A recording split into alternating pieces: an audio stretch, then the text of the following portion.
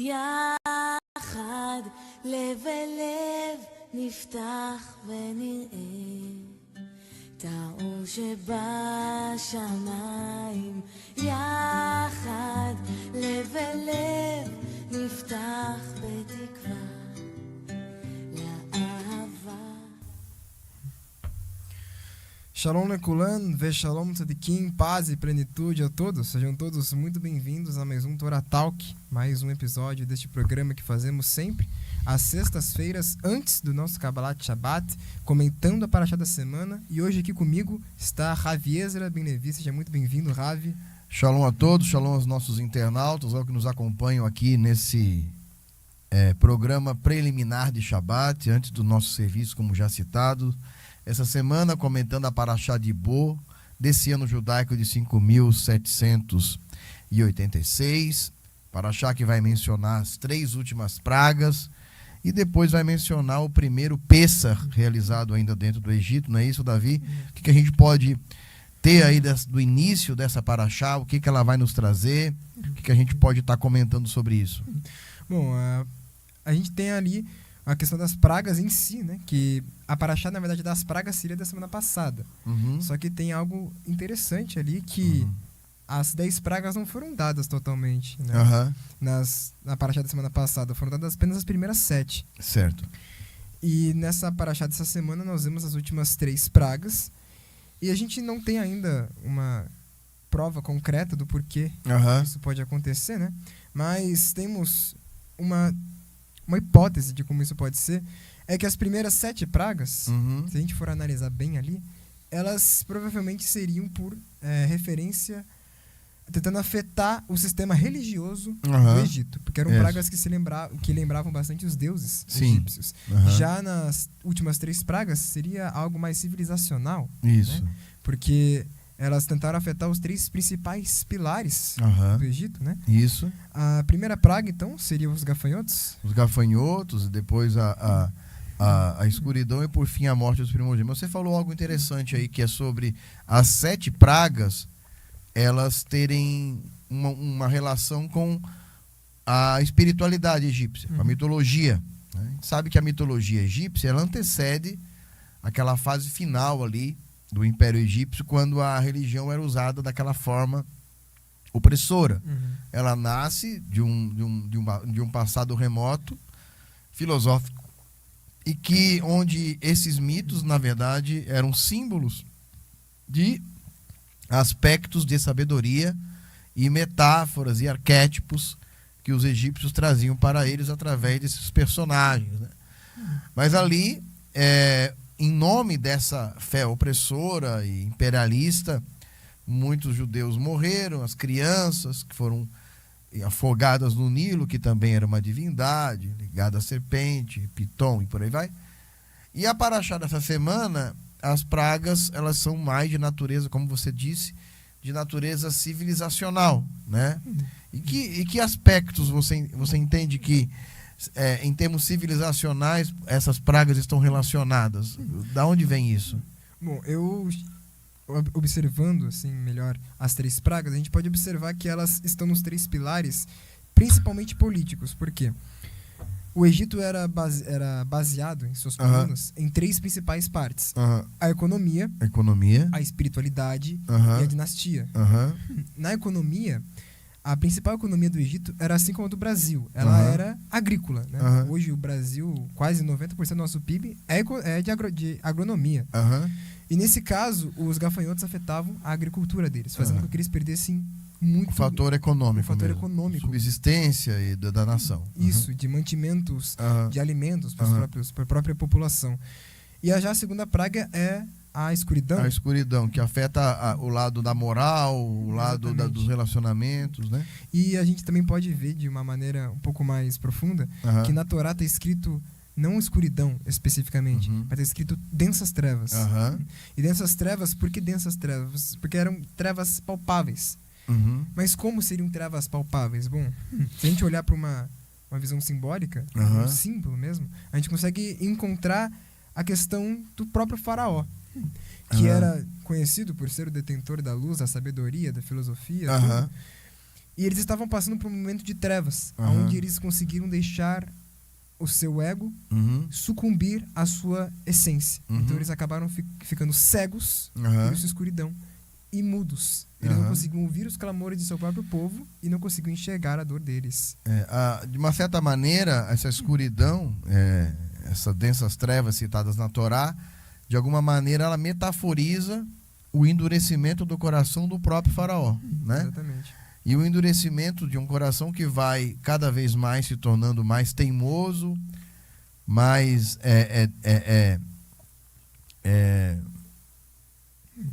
não é predestinado, enfim, me fugiu a palavra agora aqui, obstinado, né? Vai se tornando cada vez mais obstinado, e a obstinação, ela é um tipo grave de cegueira.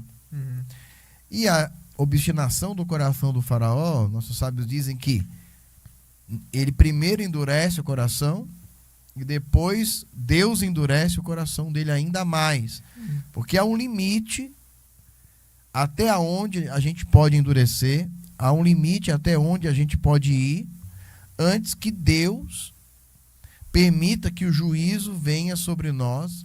E no caso de governantes, esse juízo se estende dele para a própria nação. Então, a escuridão que houve no Egito, de densas trevas, de alguma maneira projeta a escuridão do coração do próprio faraó, não é isso? Exatamente, uma escuridão eu até diria num cunho espiritual. Uhum. Eles esqueceram quem eles eram, eles ficaram cegos para si próprios, eles não se enxergavam, né?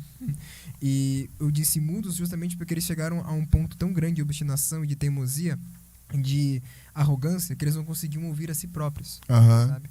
E a última praga, que é uma parte bem interessante, que aliás é a mais focada, Makot Behorot. isso, que é a mais citada aqui, que é a morte dos primogênitos. Uhum. A 10ª praga, que é esse último pilar da civilização deles, a dinastia. Uhum. É dito que que Deus não matou apenas os primogênitos de sangue. Uhum. É dito que ele matou os primogênitos, e o Rashi vai dizer que eram todos os primogênitos, sejam eles de sangue, sejam eles adotivos, dos animais, tudo aquilo que poderia continuar o Egito. Uhum. Talvez porque o Egito acreditava ser também um nível de Deus. Eles acreditavam, talvez, enxergando daqui para lá, como se eles fossem uma civilização divina, que nunca iria acabar. Uhum. E é justamente isso que eles estão quebrando agora. Eles perderam a sua vez, a sua capacidade de eternidade, Uhum. quando eles deixaram a sua ética ser deturpada, quando eles Isso. esqueceram seu principal pilar moral da sociedade. Sim. E há uma outra questão sobre a Paraxá, sobre a praga da escuridão. Eu falei isso em anos anteriores, porque uma das coisas que chama atenção no texto é: e ninguém podia mais ver a seu irmão, né?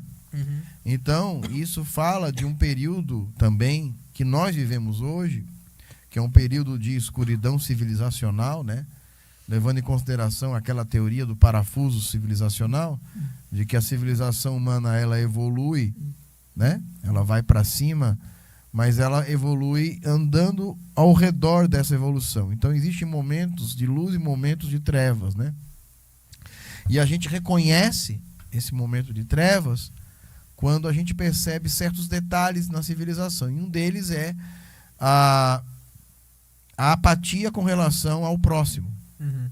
E eles não viam cada um ao seu irmão, não podiam ver cada um ao seu irmão, porque eles só conseguiam enxergar a si mesmos. Então eles estavam vivendo essa arrogância e eles estavam sendo julgados. Os egípcios, como parte da sua mitologia, tinha essa coisa do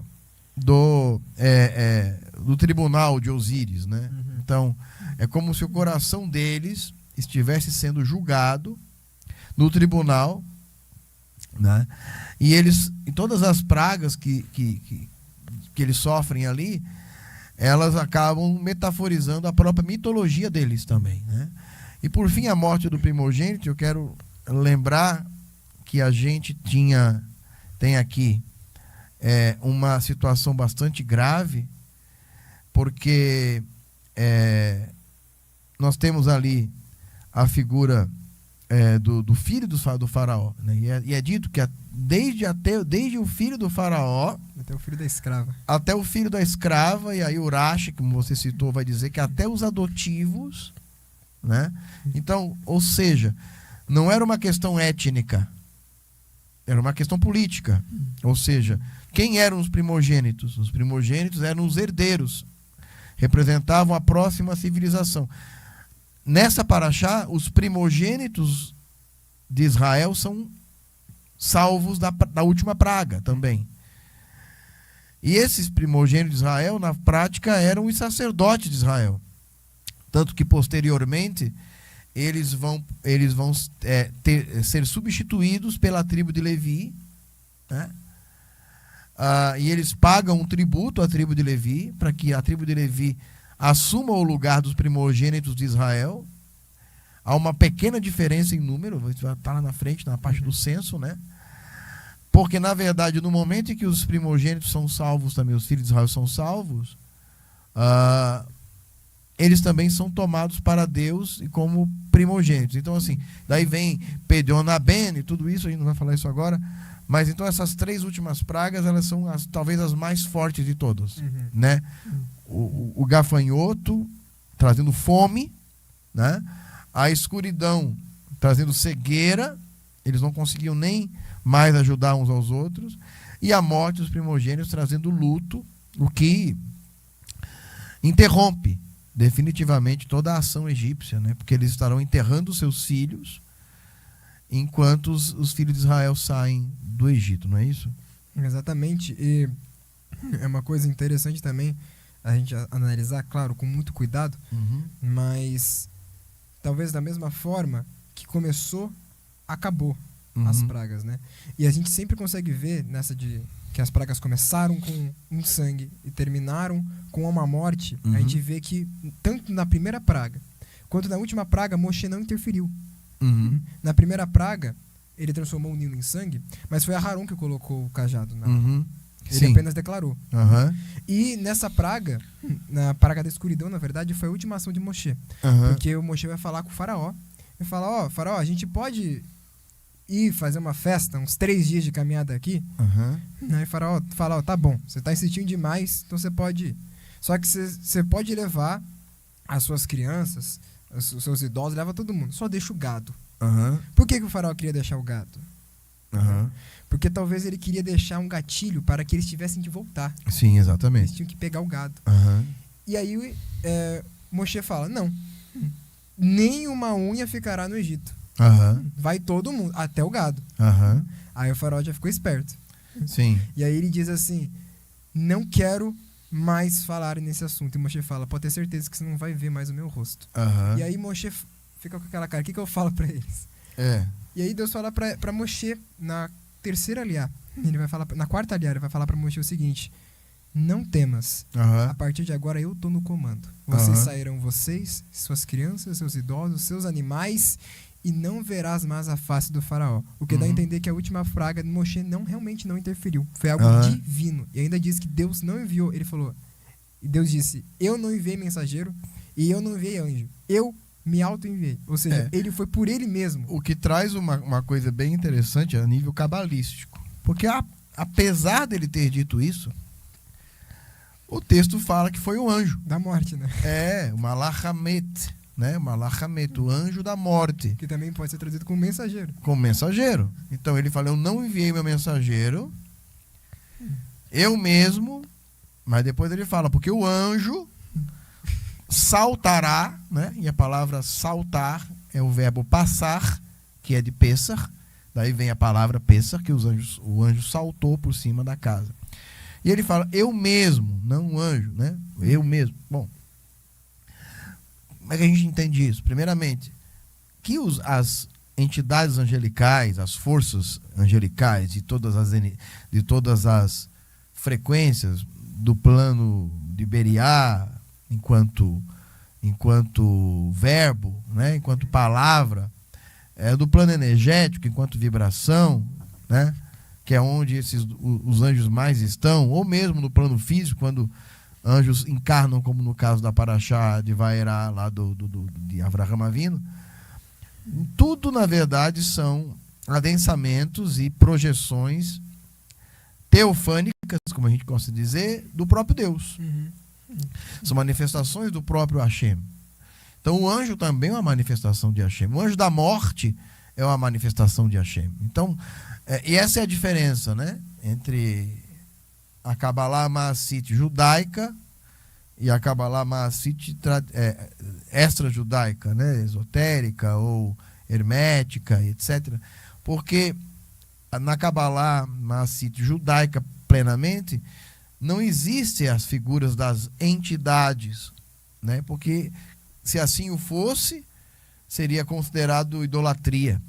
Mas trata-se de diferentes frequências do próprio Deus, porque para nós só existe uma única força que fez e que é todas as coisas, que fez e que é, que existe, subsiste e que é em todas as coisas. Então, o anjo da morte também é o próprio Deus. A escuridão que se manifesta a Moshe no Sinai também é o próprio Deus. A escuridão que existia antes da luz ser criada também é o próprio Deus. Então isso traz uma dimensão muito diferente sobre Deus, e há uma conexão entre a Parashá de Bo e a Parashá de Bechalach, porque na Parashá de Bo que a gente está agora é dito que na casa dos egípcios havia trevas e na casa dos judeus havia luz. Na Parashá de Bechalach, eles estão diante do Sinai, são diante do Yam Suf, diante do Mar Vermelho, e aí ocorre aqueles 3 versos que dão origem aos 72 nomes de Deus, e fala que a coluna de fogo foi luz para os filhos de Israel e escuridão para o Egito. Então, essas duas naturezas divinas, a luz e as trevas, ambas são Hashem. E como essa operação se manifesta, depende de com quem e para quem ela se manifesta.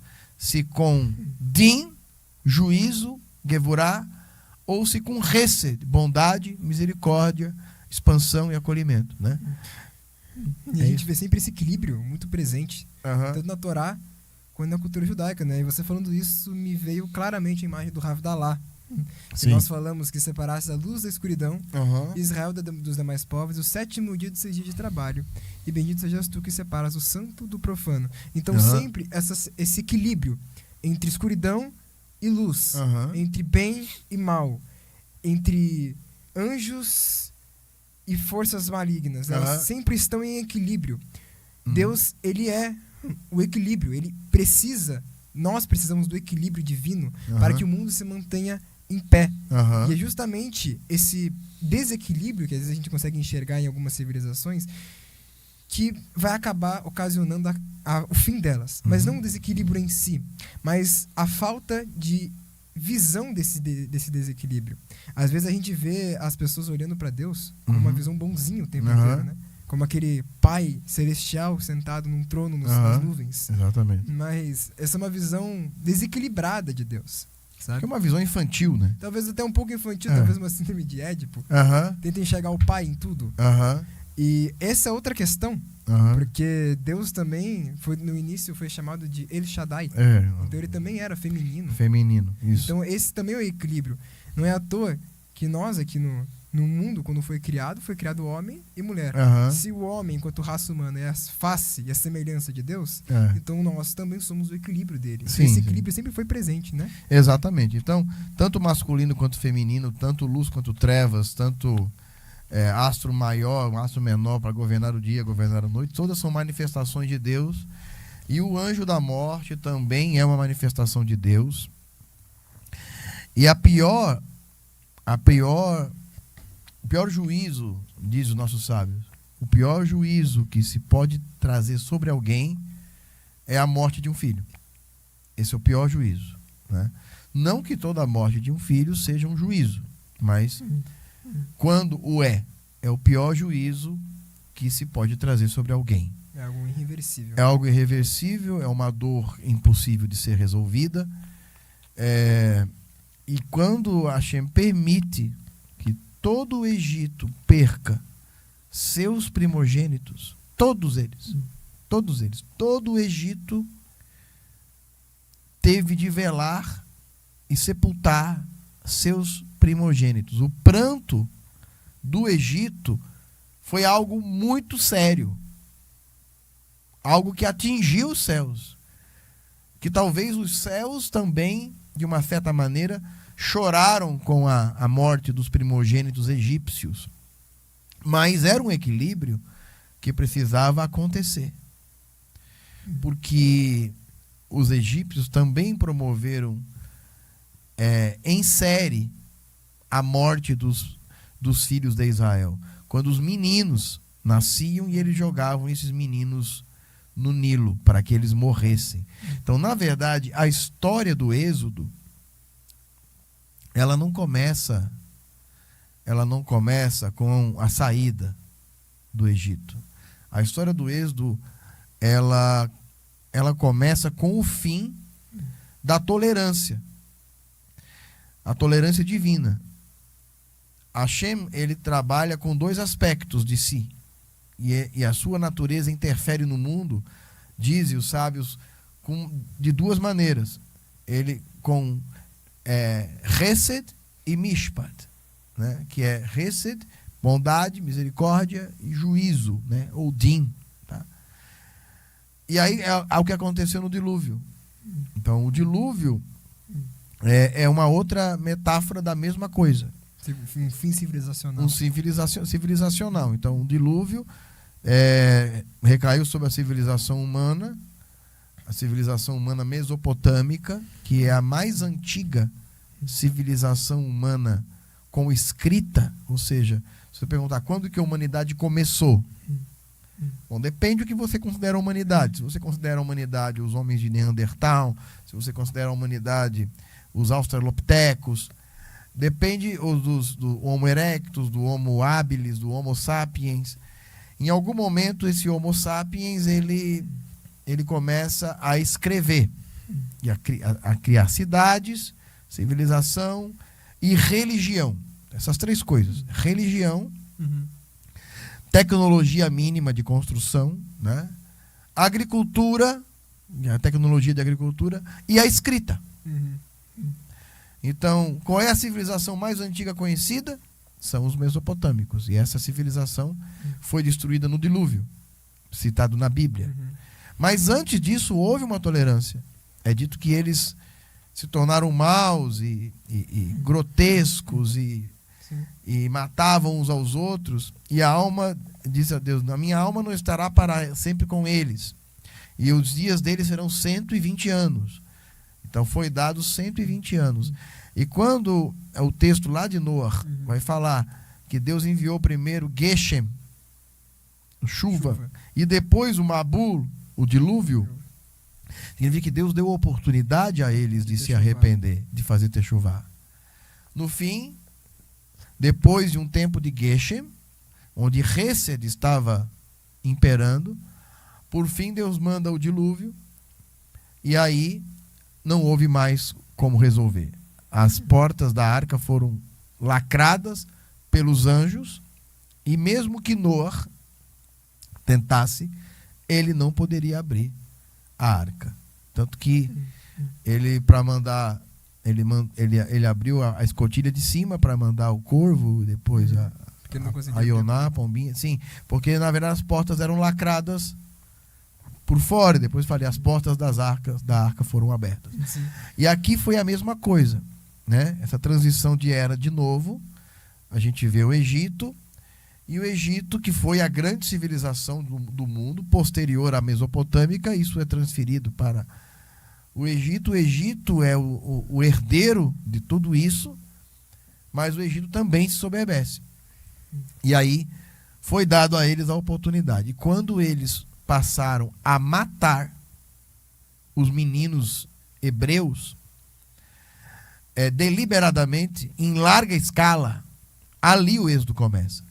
Então, o êxodo começa com a morte dos meninos, dos primogênitos ou não primogênitos, dos recém-nascidos hebreus. e termina com a morte dos primogênitos egípcios. Isso precisava acontecer. É o equilíbrio, né? O equilíbrio. Então, nenhuma civilização ela passará ilesa diante do que ela tenha cometido. E ainda há muitas civilizações recentes que ainda precisam fazer seu ticum. Exatamente. E algumas até recentes que a gente viu acabar, né? Por Aham. exemplo,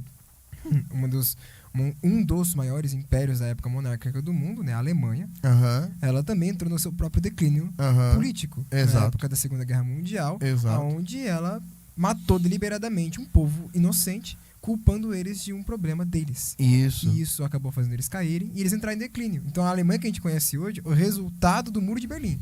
Não é Isso. mais a Alemanha antiga. Exatamente. Então Uhum. você tem coisas mais recentes também, ou contemporâneas ali. Você tem a União Soviética, Também, né? né? A União Soviética, que a Revolução de 1917 culminou no governo do proletariado, bolchevique, tudo mais. E, na verdade, só não mais o Império. Matou 20 milhões de pessoas. Mais do que a Alemanha. Mais do que a Alemanha nazista, que matou em torno de 12 milhões. Aí você tem a China, que matou muito mais por Mao Tse Tung. Acredito que algo perto de 50 milhões de pessoas morreram na China com o Império Comunista. Então há ainda civilizações recentes que também há de algum momento ter que equilibrar essa balança, porque guerras sempre existiram, mas existe uma diferença entre guerras, onde muita gente morre de ambos os lados, e os genocídios ocorridos como pretexto dessa guerra. Então, o que o Egito cometeu foi um genocídio em massa, um infanticídio. Eles tentaram matar alguém que não tinha como se defender. Não era uma questão de guerra. Não. Era uma estratégia, era uma engenharia civilizacional, né? Uma engenharia social.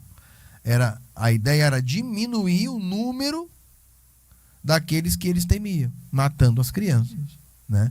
E matar especificamente os homens. Os homens. Talvez evitando que eles fizessem algum tipo de levante, né? Algum tipo de levante. Então, o que a gente vê?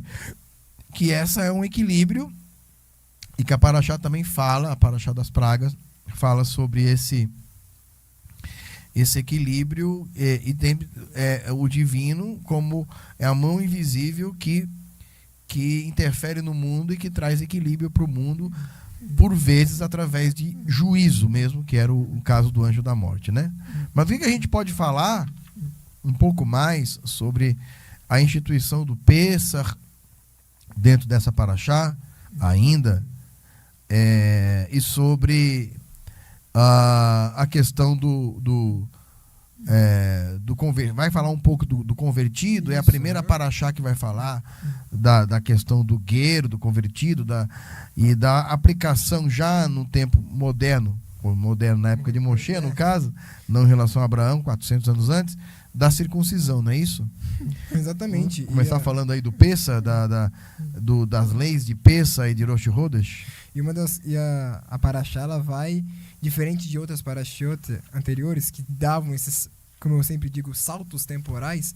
Essa é uma Paraxá que quase não tem salto temporal. Exatamente. É uma coisa contínua. Uhum. E o Pêssar aqui, que é a noite, né? Que Pêssar significa a passagem, É isso. que é a noite que salto. passou, Uhum. o salto, né? Uhum. Que aconteceu justamente na Aliá de hoje. Uhum. Que não é só a quinta Aliá, perdão. Uhum. Que não é só... Por ocasião da gravação desse programa, né? Que não é só a Aliá da morte dos primogênitos, Uhum. mas é a Aliá que começa a citar o processo de saída. Uhum. Então a gente vê ele rompendo o processo de luta pela liberdade e o processo de caminho à liberdade. Uhum. Né? Isso. E essa paraxá tem a questão da noite. Só que na noite do Pêssar, né, Ravi, tem uma questão importante que ali é citado, que aliás é uma das primeiras mitzvot que aparecem na Torá, Uhum. que é a questão do Rosh Chodesh. Uhum. Você pode explicar melhor pra gente a questão do Rosh Chodesh e também a questão da Brit Milá, que está citado aí? Então, primeiramente, aqui foi dada a lei de Rosh Chodesh. Essa lei vai ser depois detalhada nos textos posteriores da Torá. O mês de Nissan será dado como o primeiro mês de um calendário religioso. Eu gosto de explicar isso, porque algumas pessoas leem o texto e falam, esse texto prova que o ano não começa em Tishrei. Não, esse texto não prova isso. Esse texto prova de que há um ano que começa em Nissan, tá? O Nissan é um mês regido pelo signo de Áries, né? Que é o carneiro. Então há uma relação importante entre o mês de Áries, né? O mês de Nissan regido por Áries, e o mês de Tishrei regido por Libra. A balança. A balança, tá? Então, esses meses são importantes, porque aqui a gente entra dentro de um detalhe interessante, que é o aspecto astrológico da cultura judaica. A cultura judaica ancestral, mesmo mosaica, era regida pela astrologia. E eles aprenderam muito de astrologia no Egito e também trouxeram a astrologia da sua ascendência suméria, né? E babilônica, com o pai Abraão. Então esse conhecimento já estava lá. Então, o mês de Nissan fala, é o primeiro mês do ano, tá? Mas, em algum outro texto de Levítico, também vai citar que o 7º mês, que é Tishrei, desse calendário a partir de Pessa, também era uma finalização de ano. E algo também ocorria no 10º dia daquele mês. Então, Tishrei, no caso. De Tishrei, e aqui também em Nissan. Há uma relação entre o 10º dia de Tishrei e o 10º dia de Nissan. Mas o 10º dia de Nissan tem um significado? Tem. É isso que eu ia perguntar agora. Vamos lá. Capítulo 12. Capítulo 12, verso 1, vai Omer Adonai el Moshe ve el Aharon. E disse a Moshe e a Aharon, e Hashem, né? Deus disse a Moshe e a Aharon, na terra do Egito, dizendo, este mês será cabeça, Rosh, cabeça, princípio dos meses. A Rodeshazé Lahem Rosh Hadashim, ou Rodashim. E este mês será para vocês o cabeça dos meses. Rishon Hu, primeiro será ele. Falem a toda a comunidade de Israel, dizendo, Rishon Lahem Lechadashei Hashanah, o primeiro dos meses do ano será para vós. Dabru e falai a todo a Da'at Israel, a toda a comunidade de Israel, dizendo, no 10º dia desse mês, o 10º dia, igual o 10º dia de Tishrei, que é Yom Kippur, tá? No 10º dia desse mês, todo homem deve tomar para si um cordeiro ou cabrito para cada família, um cordeiro ou cabrito para cada casa. Se a casa for muito pequena para comer um carneiro, um cordeiro, um cabrito, então ele pode obter um cordeiro ou um cabrito juntamente com um vizinho próximo, de acordo com o número das pessoas envolvidas. Cada pessoa será contada para um cordeiro, um cabrito, de acordo com a quantidade que cada um comerá. Vocês devem ter um animal sem defeito, macho, de até 1 ano de idade. Por isso é um cordeiro ou um cabrito, são filhotes, de até 1 ano de idade. Vocês podem tomá-lo das ovelhas ou das cabras, por isso não é cordeiro só, cordeiro ou cabrito. Guardem-no para a inspeção até o 14º dia do mês, e toda a comunidade de Israel os abaterá à tarde. E aqui é importante. Então aqui a gente vê que no 10º dia de Nissan, o animal era separado e ele era deixado até o 14º dia para fazer sua limpeza interna, porque quando ele fosse ser comido, ele seria comido inteiro. Seria assado com suas vísceras. Então há um processo de purificação. Não podia sobrar nada, né? Não podia sobrar nada. Da mesma maneira, o Yom Kippur também vai fazer os seus ritos no 10º dia, só que no 9º para o 10º dia. Então há uma relação, o 10º dia dos 2 anos é marcado. Mas o que esses 2 anos têm a ver? Primeiramente, eles representam os equinócios. Representam os equinócios perfeitos da Terra. Então, na linha entre a linha do equador imaginário da Terra, que está no nosso equador, do céu, e a linha da eclíptica, que é onde estão os signos do zodíaco, elas se cruzam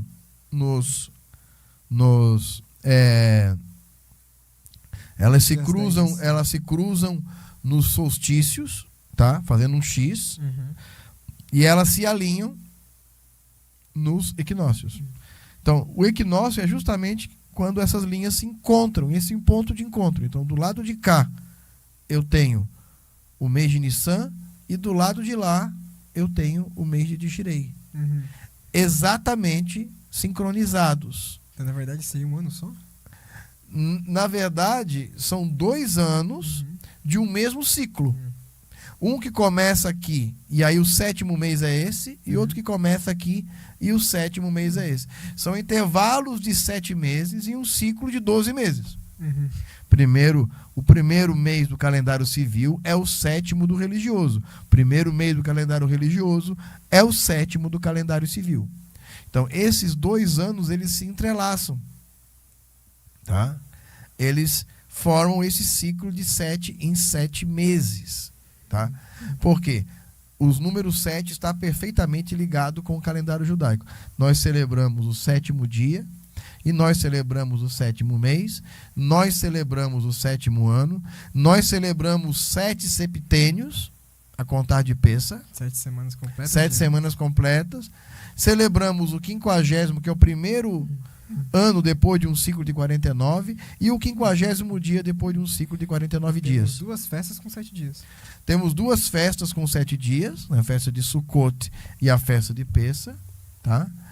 Então, assim, essas correlações espelham toda uma sabedoria astrológica que o calendário judaico traz, mostrando que o calendário judaico não marca apenas eventos históricos ou simbólicos, mas ele também marca quadrantes de canalização de energias específicas dessa época para a Terra.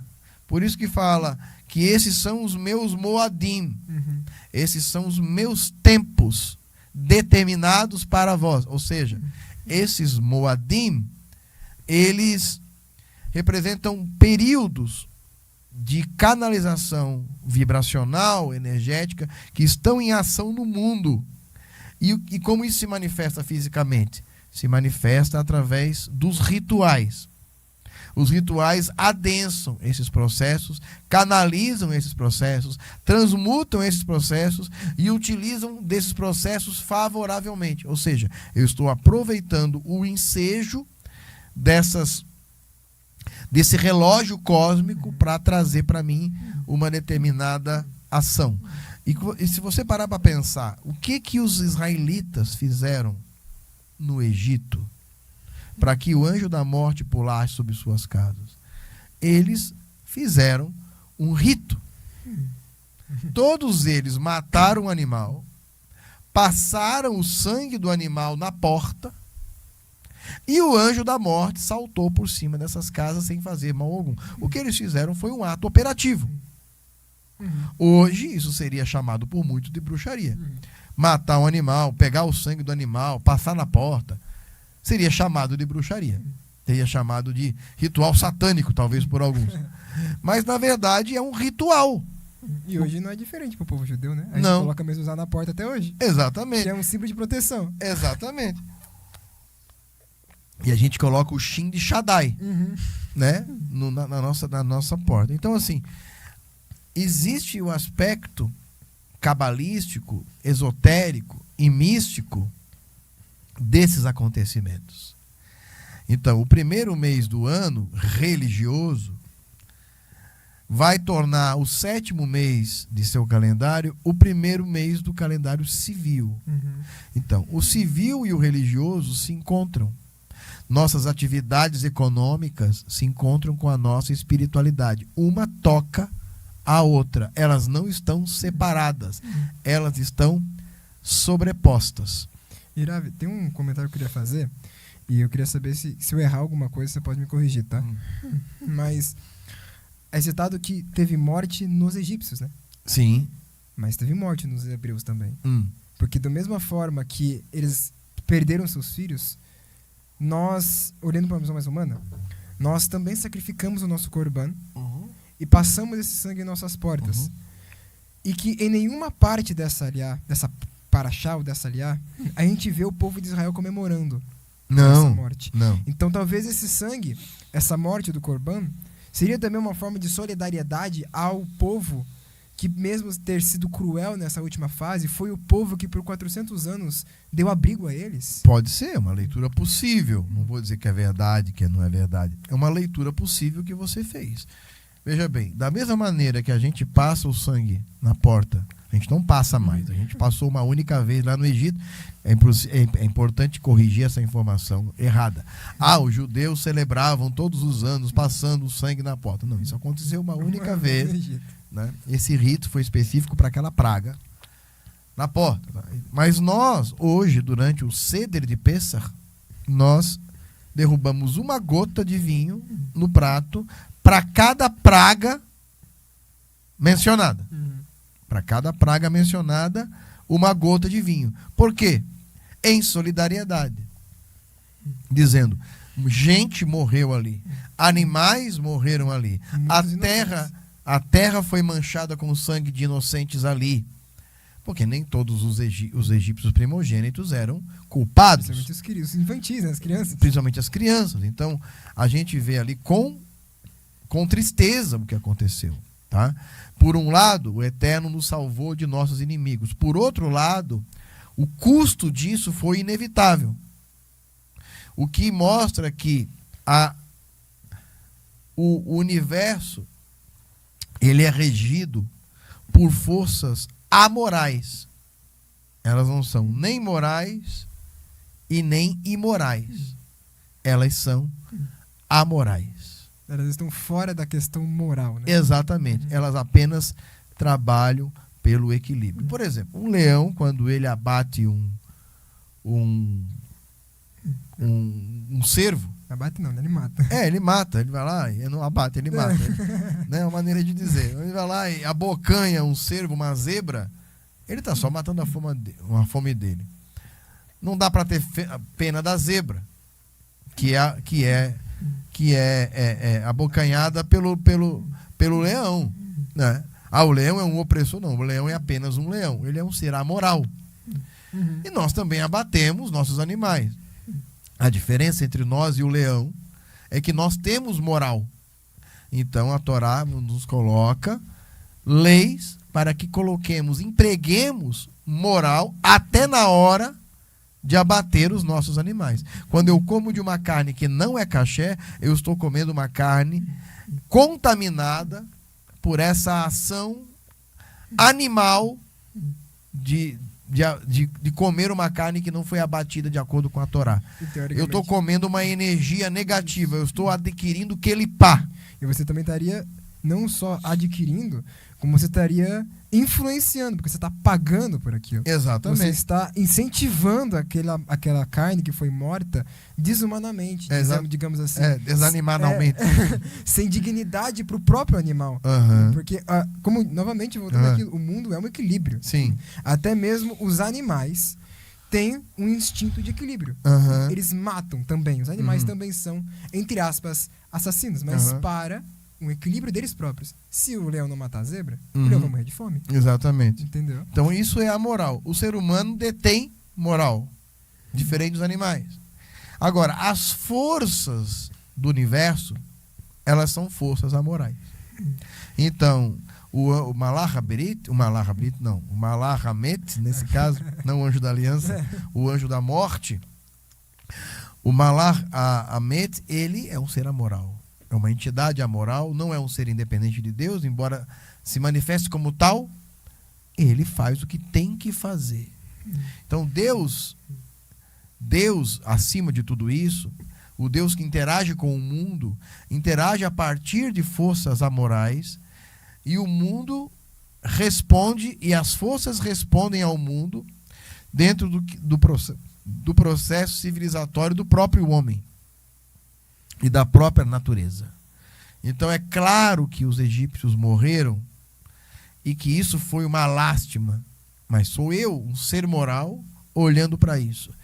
E o Deus que se aproxima do homem também através da Sefirot, em Hesed, Deus olha com misericórdia para essa morte. Mas em Gevurah, Deus olha como necessária esse massacre.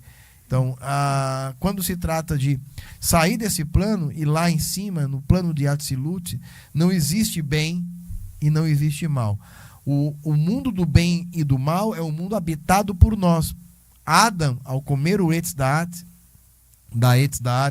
da árvore do conhecimento, ele foi jogado para o mundo do bem e do mal, onde o bem e do mal existe enquanto bem e enquanto mal. Mas acima disso, não há bem, não há mal. Só há o equilíbrio natural do universo. É uma visão um tanto assim drástica.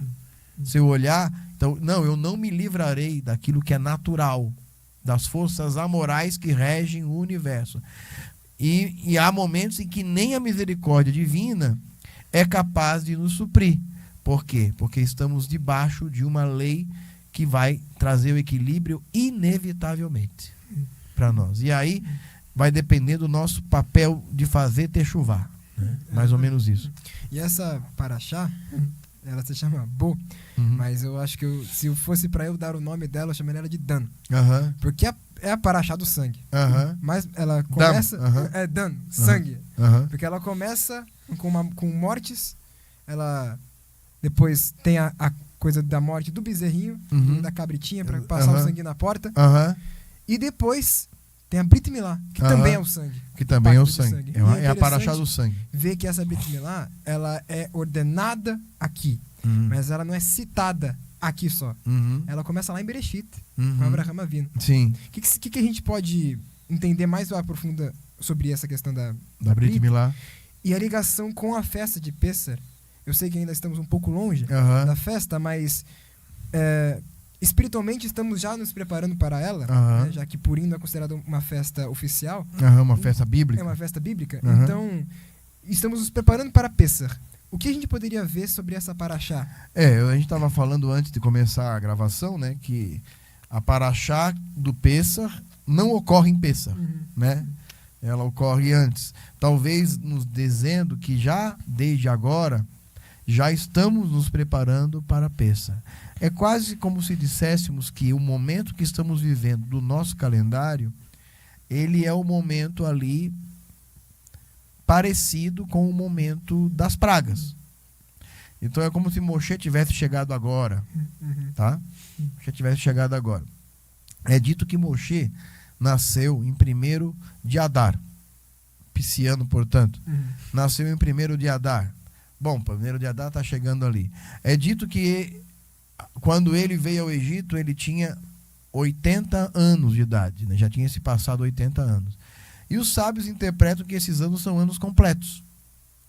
Ou seja, os eventos citados aqui, eles ocorrem no mês de Adar.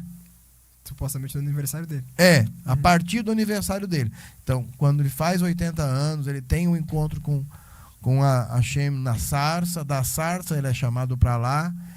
E esses cerca de 1 mês e meio que se passa todo o mês de Adar e passa 14 dias do mês de Nissan, ou seja, todos esses eventos se deram ao longo de mais ou menos um mês e meio. No nosso calendário de 5, 7, 8, 6, nós estamos no mês de Shevat, né?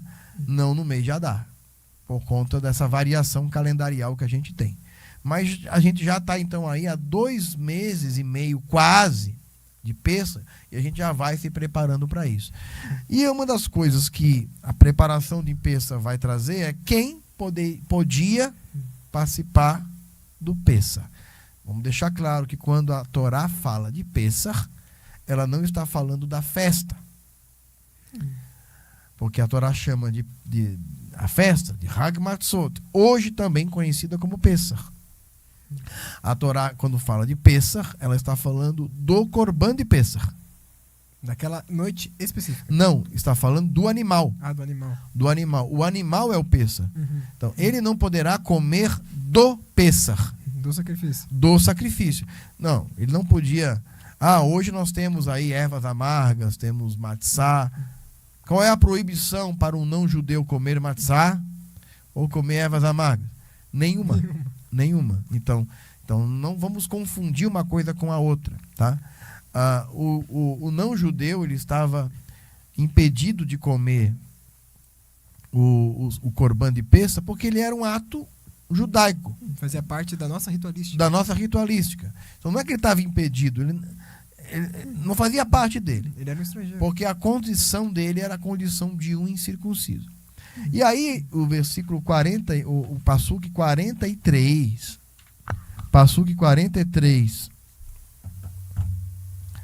do capítulo 12, vai dizer o seguinte.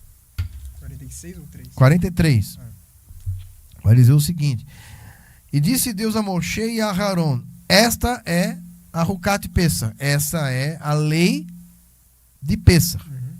Nenhum estranho, não judeu, pode comer dele. Tá?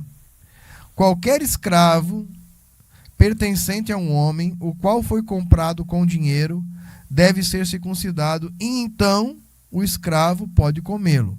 Quer dizer, o escravo, uma vez circuncidado, podia comer por um motivo simples. O escravo morava entre nós, ele podia ser circuncidado porque ele já era ambientado à nossa cultura.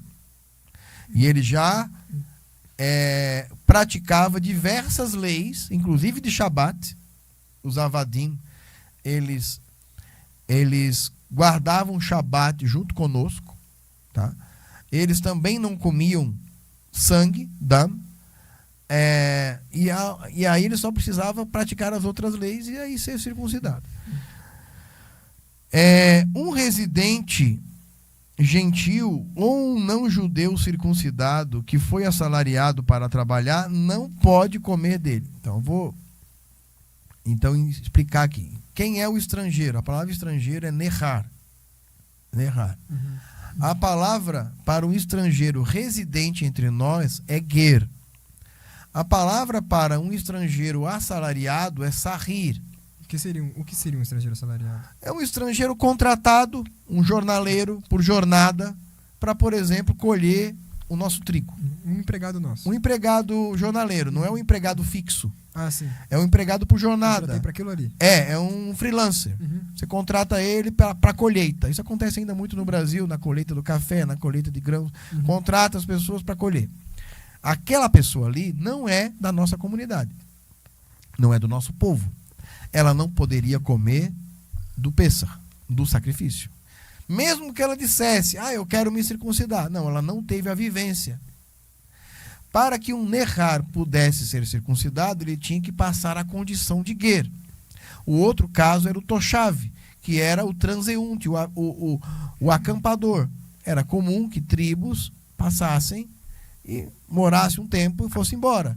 E aí coincidiu com o Pêssar. Como os beduínos. Estava ali durante o Pêssar. Posso participar com vocês? Não pode participar conosco. Mas participar ou comer do sacrifício? Comer do sacrifício. Mas a festa ele poderia estar ali. Essa questão é dúbia porque a gente não sabe até onde a festa e o sacrifício se misturavam. Entendi. Naquele momento. Hoje é diferente. Hoje a festa do Pêssar é uma festa memorial. Teoricamente, Não existe mais. Não existe mais. Nenhuma festa existe mais no seu sentido ritual. Ela existe hoje como sentido memorial, e no lugar dos sacrifícios, as orações ocupam papel ritualístico que nos liga àquele momento. Ao fazermos as orações, estamos fazendo aqueles sacrifícios ali. Exatamente como era feito. Em algum plano da realidade. Agora, o Ger, que era o morador já definitivo da terra de Israel, que estava durante um tempo conosco, e depois a lei oral vai nos dizer a época para isso, o tempo necessário é de no mínimo 1 ano. Entendi. Então não é só fazer a Brit Milá, tem que ter um processo de 1 ano. Isso, o processo de conversão à fé judaica demora cerca de 1 ano. Demora cerca de 1 ano para se concretizar. E aí, depois disso, então, o último e derradeiro ato é o ato da Brit Milá, da circuncisão. Entendeu? Entendi. E essa... Então, só para deixar claro, então, hoje em dia não é mais uma questão de, tipo assim, temos um amigo da família que não é judeu, mas a gente convidou ele pro Pêssar. Ele não poderia comer, então, do carneirinho? Pode. Hoje o carneiro que a gente come, que pode ser carneiro, que pode ser frango, que pode ser boi, que pode ser, segundo os ashkenazim aí, gefilte fish, né? Não tem nenhum valor sacrificial. É apenas uma culinária típica da festa. Esse animal não foi levado lá no templo, não foi separado no 10º dia, não foi sacrificado entre as 2 tardes. Não. E esse carneirinho que a gente come aqui é porque a gente é sefaradi. É só por isso. É só por isso. É porque a gente é sefaradi. É só por isso. Entendeu? Tem nada a ver. E nada a ver com outra coisa. Então, não. Essa lei não vale mais para os dias de hoje, porque não há mais essa restrição, tá? De que um não-judeu não possa comer do Seder de Pêssar. Por isso a gente começa a Agadá de Pêssar dizendo: todos os que têm fome, venham e comam. Né? E é costume, na antiguidade era costume se chamar uma pessoa necessitada, que não tem dinheiro, para que venham e comam do sacrifício do Pêssar. E essa parte, aliás, é citado o Eliyahu Hanavi, né? Isso, e por isso Eliyahu Hanavi, quando a gente não tem, né, essa pessoa, ele vem e ocupa esse lugar. Porque a palavra para Eliyahu Hanavi, né, que a gente usa, Eliyahu Hanavi, Eliyahu Atishbi, o andarilho. É o andarilho, é o toshav. Aquele que tá ali no campo. É toshbi, é toshav. É aquele que acampa. É o andarilho, é o mendigo. Exatamente. Então, o mendigo que não podia comer, ou o andarilho que não podia comer, agora pode comer, através do Eliyahu Hanavi. Então, como é que a gente dá lugar ao Eliyahu Hanavi? A gente dá lugar ao Hanavi através do pobre. O pobre é o Eliyahu Hanavi. E isso me lembra uma coisa muito interessante. A essência da festa de Pêssar. A essência da festa de Pêssar, que está ligada a Parashá de Bo, é um processo de tikkun também. Assim como Sodoma e Gomorra, assim como lá na citação do Noar, assim como agora no Egito. Era a citação de um povo que perdeu, assim como na escuridão, a capacidade de enxergar o próximo. Da mesma forma, os anos vão passando, as gerações vão mudando. O Pêssar, ele não pode se transformar apenas em um banquete ritualístico. Todas as festas, elas têm uma tzedakah da festa. E elas têm o sentido de quê? De retificar alguma coisa. Então, eu acho que a principal parte do Pêssar é sobre a questão dos pobres. Para que nós, hebreus, não nos ensoberbeçamos, como os egípcios fizeram. E assim fazendo com que perdamos a nossa eternidade também. Exato, que percamos a nossa eternidade também. E aí, para que nós não percamos a nossa eternidade, para que os nossos primogênitos não morram, você é primogênito, Sim. você é filho de um primogênito. Uhum. Eu sou primogênito. Meu pai não é primogênito, mas eu sou primogênito, você é primogênito. E para que os nossos primogênitos não morram, juntamente com eles, os nossos outros filhos não morram, porque os primogênitos herdam o sacerdócio. E para que os outros filhos não morram, o que a gente faz? A gente conta a Haggadah. A festa é sobre nós. A festa é sobre os primogênitos. Porque as crianças se levantam e cantam. Manistana halayla haze mikola leilot, mikola leilot, sheberola leilot, anuorlim, e assim por diante. Afilo pa'amechad, afilo pa'amechad, halayla haze, halayla haze. Essa é a música que a gente canta para as crianças, que as crianças cantam pra gente, nos perguntando por que essa noite é diferente das outras noites. Porque em todas as noites a gente come pão, hoje é só matzá. Essa herança que a gente deixa para os filhos é o que não deixa eles morrerem. Porque há 4 tipos de filhos, diz a Haggadah. Aquele que não sabe sequer fazer uma pergunta. Aquele que não está ali. Aquele que está ali, mas quer saber.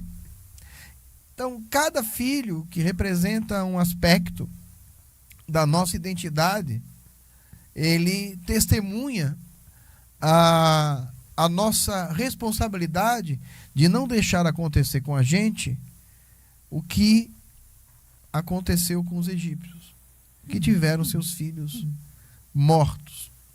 Para que os nossos filhos não morram como os filhos dos egípcios morreram, a gente continua colocando a mezuzá na porta e não mais o sangue do cordeiro.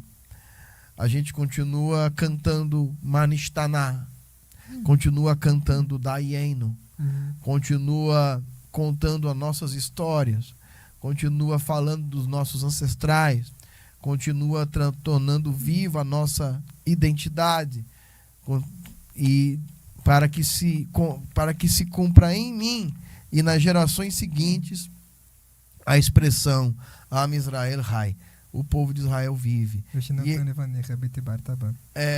Que ensinarás diligentemente aos teus filhos, falar a respeito das mesmas, para que não haja o evento da ruptura. Hoje eu assisti um podcast do Pondé, onde ele falava sobre o fenômeno da ruptura, e que em cada geração há uma ruptura com alguma coisa. E ele cita um filósofo do início do século XX que advogava a ideia de que a educação dos filhos ela é recente e ela está na última hora da experiência humana na Terra, desde a Revolução Industrial, quando os filhos passam a ter que aprender coisas para entrar no mercado de trabalho. Mas não é assim. O povo judeu sempre ensinou os filhos.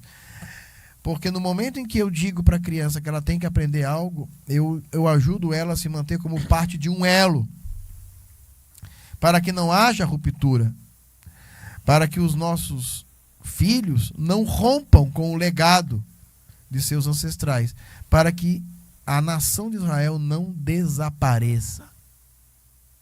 É sobre isso. É sobre a gente não desaparecer. Não é isso? Eternos no mundo. É isso. Nos tornando eterno aquilo que você fala, através dos nossos filhos. Suas considerações finais aí, já estamos com o nosso tempo estourado e a gente vai estar finalizando. Gostaria então de agradecer a todo mundo por ter participado conosco, estudado conosco, e que essas palavras de Bo não apenas sejam consideradas como uma história, mas sim como uma mitzvah para nós e como um lembrete de que nunca nos ensoberbeçamos com a festa de Pêssar. Porque mesmo que Pêssar não esteja ainda acontecendo, mesmo que ainda não estamos no período das festas se iniciando, mas cada paraxá, ela inconsequentemente também está ligada ao mês que ela está. Estamos no mês de Shevat. O Mazar de Shevat é Dri, o aquário. E o aquário é o recipiente, ou o lugar onde essa água flui, onde ela transmite Então é sobre isso. Não é sobre apenas ser a água, ser fluida. É sobre transmitir. É sobre continuar. E é sobre manter firme no mesmo lugar. Assim como nessa paraxá, o povo de Israel estava fixo no mesmo lugar, mas ainda já caminhando. Eles primeiro tiveram que mudar a mentalidade. Já estavam transmitindo a mentalidade. Os nossos sábios vão dizer que o povo de Israel mentalmente já estava na liberdade. Então é sobre caminhar. É isso. Nós vamos ficando por aqui. O nosso grande abraço. Continue conosco. Aproveite esse intervalo entre esse programa e as nossas transmissões de Shabbat para fazer a sua tzedakah especial de Shabbat. É importante que antes do Shabbat, para aqueles que têm esse costume, se você não quiser fazer durante o Shabbat, você pode fazer antes do Shabbat ou durante o Shabbat, mas isso depende do costume de cada um. E esse é um momento propício. Agora que você vai acender as suas velas de Shabbat, faça a sua tzedakah. Contribua com a sinagoga Eitz Haim, que entrega para você sabedoria, conhecimento, cultura, filosofia e tanta coisa que enriquece sua vida. Enriqueça a nossa vida, enriqueça a vida da sinagoga Eitz Haim para que ela continue sendo um baluarte da Torá no mundo, para que através de nós e de tantas outras sinagogas no mundo, o povo de Israel continue vivo como legado, como civilização e como fé e como aquele que testemunha o nosso Deus, o Deus de Israel e a sua sagrada Torá. Que o Eterno abençoe a todos, Shalom Lekulam, paz e plenitude a todos, ve Shabbat Shalom, o Mevorach.